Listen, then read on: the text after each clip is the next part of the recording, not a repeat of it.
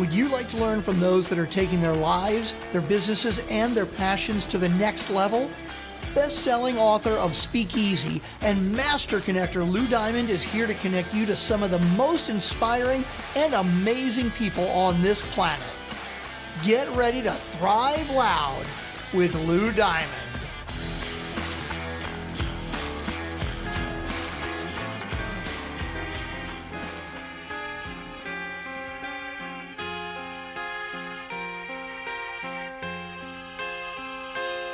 Welcome, everyone, to another episode of Thrive Loud with Lou Diamond, connecting you to the most inspiring and amazing people that are thriving each and every day.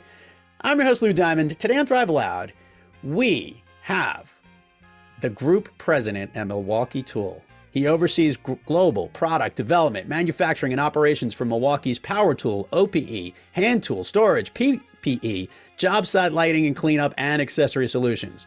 Under his leadership, he has helped grow Milwaukee Tool into a true power tool player. See what I did there?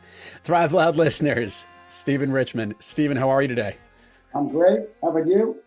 Truly honored to have you on the program for multiple reasons. Got a chance to chat with you before we hit record, but maybe even more importantly, I am a huge fan of what your company delivers. I used to be a big fan of the home improvement TV show, and every time they got a little geeky when it came to equipment, so they go, ho, ho, ho, talking like that. But yeah, your company lives and breathes that every day. So what I would love to do is kind of rewind a little bit for our listeners. Let's talk a little bit about what you've been focused on throughout, I guess, this pandemic and the transfer to where we are today and coming back to the work, because every leader has had challenges across the organization. Our listeners would love to hear how you have led it at Milwaukee Tool. Well, I think, first of all, you have to say there's two buckets. There's a left side and a right side. And the left side clearly always is the most important, and that's people and culture. So all of the leadership at Milwaukee Tool, we've been focused on our people and what do we do to keep them healthy? What do we do to keep them engaged? What do we do to keep them in a positive mode during this difficult experience that we've all gone through over the past 18, 24 months. And then the second piece is, how do you keep the culture alive? We view those are the two bookends to our success, and making culture a priority has been a challenge, but an opportunity at that same point in time. So that's been one piece. The second piece is, from the business aspect, it's been, how do we keep up with demand? And how do we deal with the supply chain challenges that our teams have been dealing with night and day, from our manufacturing folks to our engineers and our development team to our salespeople, marketing people, clearly the supply chain team along that path. And how do we deal with that with our component vendor community as well as our manufacturing teams? And those two areas have been all encompassing for the past 18 months. Well, let's ask about your leadership style during this unique change. And obviously, many components of your business have been essential across the world. So there really was never a pause button. But obviously, how you handle this, and I love how you're focused on the people and the culture and making sure everyone is well. But for you personally, how you had to manage? What changes did you have to go through, maybe to best adapt and to best communicate to your organization during this time? Yeah, first of all, I would say it's not about me and how I'm communicating. It's about how our leadership team really took this as an opportunity to say, how are we going to pivot? How are we going to quickly pivot? And what are we going to change? Because at our company, we've been a face-to-face company for so long, where our engagement has been with our people in the field, with our people on the job sites, with our partners from NECA or MCA or PHCC or whoever that would be out in the industry, and our distribution partners. And we've got to pivot. And that pivot was, how does our IT teams get teams up and running to a level that everybody is educated, everybody understands how to use it? How do we create an operating rhythm, especially in the first 6 months, to say, how do we communicate to all different levels of the organization? How do we do one-on-one communication to key leaders? How do we stay aligned? And how do we do that with the outside world at that same point in time? And that has been our focus. Clearly, the first 6 months were more extreme with a combination of that and videos and voicemails and communication to the team across the board that the entire leadership team really embraced in a significant way. What do you think your most important customers and partners valued the most from you and your leadership team during this transition? Something that I think maybe, this company continues to grow. We're going to talk about that in our next question. I want to understand a little bit about how your customers looked at what you did maybe differently that really took them and kept them front and center during a challenging time. Well, I'd say the first thing is engagement. Our perspective up front, number one, we didn't lay people off. So that was a big aha. And our people, we told our people, it's not about saving a couple of bucks now, like many of our competitors did, which said, we're going to say you're working 3 days a week, or you're going to go on unemployment. Our viewpoint was with our customers, both our distribution partners and our users, was how is our team going to find ways to stay engaged? So was that going to be one-on-one calls with all the senior leaders from distribution partners to users on a consistent basis? And our team made that happen. Was that the viewpoint that our field leaders at lower levels were going to have one-on-one engagement in that same kind of manner?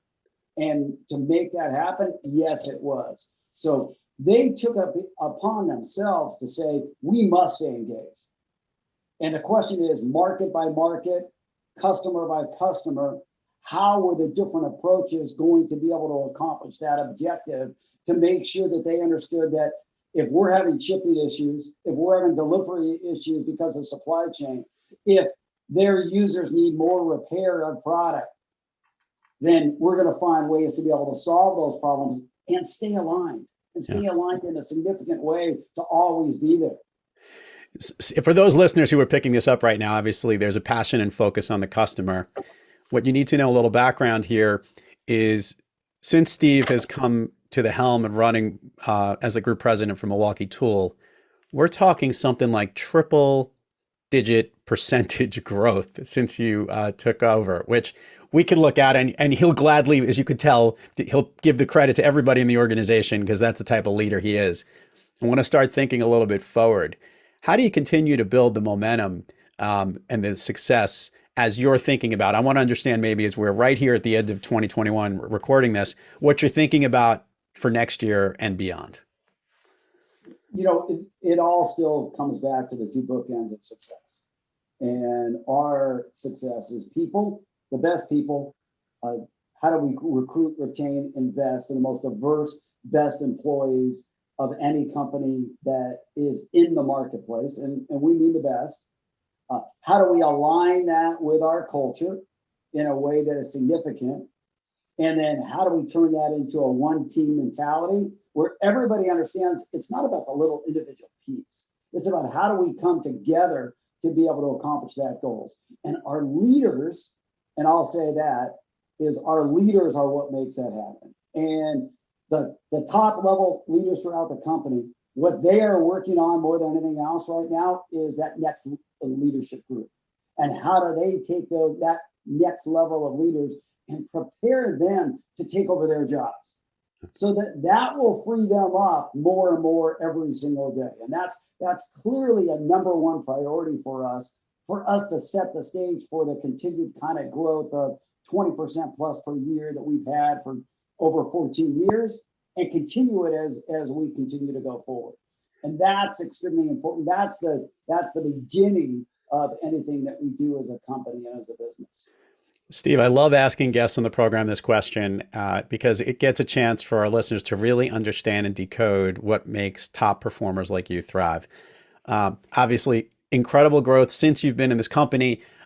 People will look at your bio in the show notes and can see you've had a history of great experiences with amazing products throughout your career, which means on most days, Steve, you are thriving. But we all have our days when we're a little off our game. We're not quite kicking on all cylinders. The car's not starting right away. We're not really thriving. On those days when you're having a little bit of trouble, what practice do you seek, or maybe which individual do you seek out to get yourself back on the thriving track?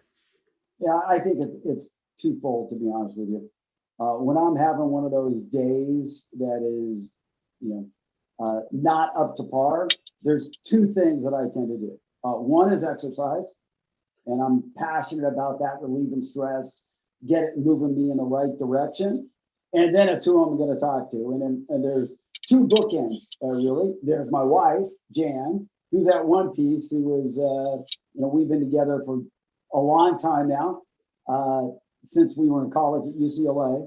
So she knows me better than anybody else. And then there's, our leadership team. And that leadership team is, talking to Ty on the phone, talking to Daryl on the phone, talking to Tim or Shane or Grizz on the phone, Jamie or Bill on the phone, all of those leaders, and be able to talk about what we're going to do, what we need to do, and bounce the concepts or the ideas or the viewpoints, or even allowing me to get my voice off to them. And I can be pretty passionate. So sometimes I need somebody that I can give that perspective to, and either Jan or them are going to give it back to me and try to level set me in those bad days. But they happen, like you said, like anybody, they happen. I like it. Let's do the admin part of the show, and then we're going to roll down Fun Street. Share with the listeners, Steve, all places people can learn about you, about Milwaukee Tool, where you want to send them, or anything you're looking forward to in the next month or so that's on the calendar that you're excited about.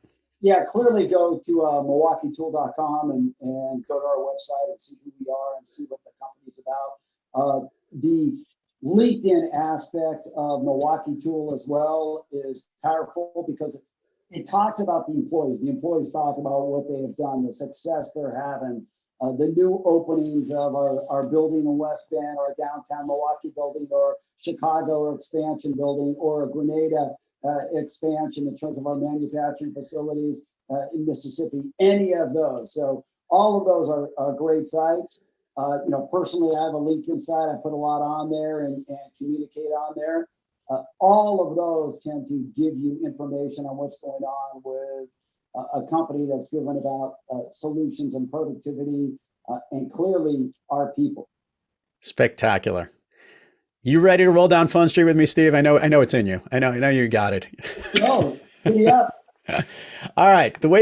First of all, let's start off because you shared with me your all-time favorite movie. Can you share with the listeners what is yours, the one that connects with you the most? Yeah, if we talk about a serious movie, it's clearly The Godfather. And I think it also goes back to my wife and I have watched that together so many times along the way, and the family have watched it together so many times. And the music, the sound, the acting, the professionalism, the story, and the multiple story lines along the way, it's a big piece of it. Now, if I go to the other side, the funny side, sure, it would, Animal House is clearly a piece that, I can never forget. First time that I saw it, and friends I was with. So, it's both ends of the spectrum. Oh, that's spectacular. That's definitely range, by the way. I love. They've been airing on different cable channels the whole Godfather series, and I keep forgetting that they made a third one. I pretend it didn't happen. The first two are so good. I understand they like to bookend stuff. They probably made a lot of money. Okay, we're gonna do the speed round here, and this is how this works, Steve. I'm gonna ask you something. I want the first thing that comes to your mind. Most of these things lift you up, motivate you, make you feel good. Basically, they make you thrive. You ready? Yep. Okay, of late, a song that you love to listen to, or maybe one that pumps you up. Dream On. Oh, I Still like an old song, but still a song that just pumps me up. a favorite food that is not a dessert. Favorite food that is not a dessert. Chocolate. Oh, not a dessert. Ribs. Ribs. A favorite dessert. Traeger made ribs. Okay, Traeger made ribs. We have specific not ones. regular ribs, but specifically made on a Traeger. I like it. That's great. All righty. My buddies from Traeger will like that, by the way. They will. What's your favorite dessert? Chocolate chip cookies. Okay. An activity One you would... little story on that. Yeah. During COVID, I would go around and I did a chocolate chip cookie tour. of every place that sold chocolate chip cookies. I'd buy one and then bring another one back for the family to split to figure out what's the best chocolate chip So you basically did the David Portnoy from Barstool version for instead of a pizza, you did it for cookies. I like that. I did for cookies. I like that. I love cookies. I don't know if I would have the dedication to do that though. An activity you wish you did more of. Play tennis. An activity you wish you did less of. Be in meetings. Yeah. If I could snap my fingers, Stephen, you could be anywhere in the world. Where are you? Positano, Italy. Oh, I'm with you on that one. Last question, and I know you're not going to have a fair answer here because you have a product selection to make so many great products. When you first came to Milwaukee Tool, out of all of the tools that you guys bring to the market, what was the one that was like, ooh, this is the cool one that we produce and bring to the market? What was the one that first got you when you came on board? I know that's tough. No, the first one was easy because we didn't have that many cool tools. So the first one was a Sawzall, not even a question. Okay, I like it. The power tools, every one of them is just absolutely spectacular. By the way, my garage has a bunch of them. I'm not as handy as I should be, but I want to thank you for all the safety measures you put on these products. With that, Steve Richman, truly a pleasure to have you here. Thank you so much for coming on the program. And special shout out to Stacy Hunke, who obviously has worked with the organization. And thank you again for coming on Thrive Lab. Thank you. And another shout out to Stacy. Stacy and I have known each other now for over 24 years when she was at BOSCH. And you talk about somebody who not only has grown, but leads in a way and teaches in a way. She's the best of the best. No question about it. Great to hear it. Thank you for coming again on the show, my friend. Thanks. Have a great one. And to all the listeners out there, thank you for joining us. And until next time, keep thriving onward and upward. And remember, be brief, be bright, be gone. Sing for the laugh and sing for the tear. Sing with us just for today. Maybe tomorrow the good Lord take you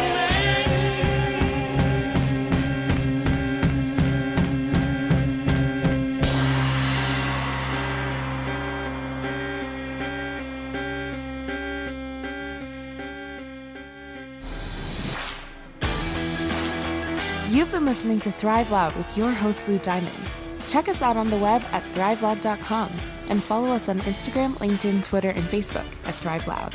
And check us out on the Good Pods app at Thrive Loud, where you can follow, listen, and connect directly to Lou and all of the Thrive Loud episodes. Thanks for listening.